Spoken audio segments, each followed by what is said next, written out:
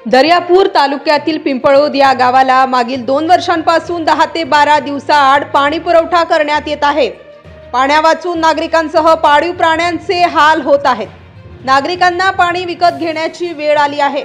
मजीप्राच्या कारभाराचा फटका येथील नागरिकांना बसत आहे।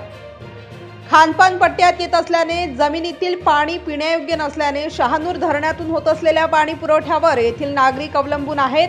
परंतु अनियमित पाणी पुरवठ्यासोबतच ठिकठिकाणी असलेल्या लीकेजमधून अशुद्ध व गढूळ पाण्याचा पुरवठा येथील नागरिकांना करण्यात येत आहे, अशी माहिती नुकत्याच झालेल्या पत्रकार परिषदेमध्ये येथील नागरिकांनी दिली। 2 वेळ शेंडे साहेबाच्या ऑफिसमध्ये गेलो, दोन्ही वेळ शेंडे साहेब हजर राहिले नाहीत। त्यांची ओशी भेटली आम्हाला। सोळंके साहेबाच्या वेळेस 2 वेळ गेलो। सोळंके साहेबाच्या वेळेस गेल्यानंतर 1 वेळ ते हजर होते।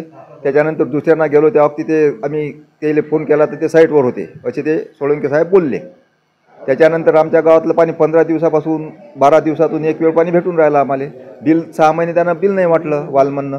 त्याच्यानंतर मग आम्ही एक खट्टा, आता मजुरी करणारे माणसं 6 महिन्यातून एक खट्टा बिल आलं तर पोट भरावं की ते बिल भरावं। त्या गावात मागील 2 ते 3 वर्षापासून 10 ते 12 दिवस पाणी पुरवठा होऊन राहिला आणि जेव्हा वालमनला म्हणतो आम्ही तेव्हा पाणी टाकीत पाणी नाही म्हणते आणि ऑफिशियली 3 लाख लिटर पाणी मिळते असं सांगतात।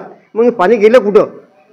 वारंवार तक्रारी दिल्या पण त्याच्या काही समस्या निकाल झाला नाही।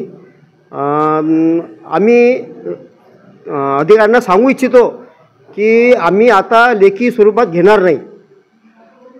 जे होईल ते आम्हाला कृती लागेल आणि नेहमीसाठी लागेल। आम्हाला उद्या उपोषणाला बसायचं काम पडणार नाही, अशी कृती करायला लागेल, तेव्हाच आम्ही उठू।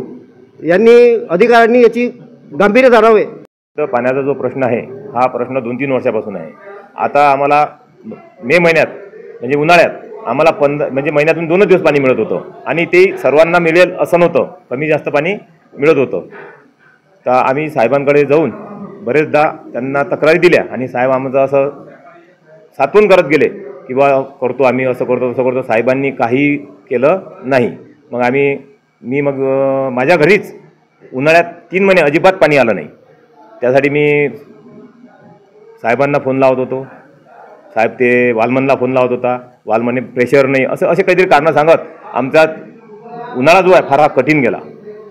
त्यानंतर मी हिंगणीकर काकाकडे गेलो। हिंगणीकर काकांना सांगितलं, हिंगणीकर काकांनी पाठपुरावा केला या गोष्टीचा। आजची समस्या काय आहे? आजची समस्या हेच आहे की आमचं पाणी सुरळीत व्हावं, टाईमवर यावं, आम्हाला टाईम मिळाला पाहिजे आणि आम्हाला 1 दिवस आड पाणी मिळालं पाहिजे। हे झालं नाही तर तुमची पुढची भूमिका काय? हे जर झालं नाही तर आम्ही आमरण उपोषणाला बसणार आहोत। जोपर्यंत आम्हाला कृतीत पाणी मिळणार नाही तोपर्यंत आमचं आमरण उपोषण सुरूच राहणार आहे, गावाच्या वतीनं सुरूच। अशाच वेगवान घडामोडी पाहण्यासाठी आमच्या चॅनलला लाईक व सबस्क्राईब करायला विसरू नका।